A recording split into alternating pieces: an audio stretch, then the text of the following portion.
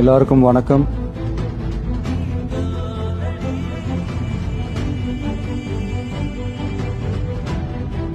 நேத்து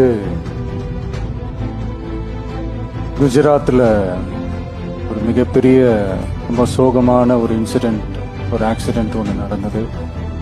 ஒரு flight crash. சில வீடியோஸ், சில ஃபுட்டேஜஸ், சில அந்த ஃபோட்டோஸ்லாம் பார்க்கும்போது உண்மையிலேயே மனசுக்கு ரொம்ப மனசே பதறுது. அடுத்த நொடி நிச்சயமில்லாத வாழ்க்கை. இப்போ இறந்தவங்க எல்லாருக்காகவும் ஒரு 2 நிமிடம் மௌன அஞ்சலி செலுத்தணும்னு நான் கேட்டுக்கிறேன். ப்ளீஸ்.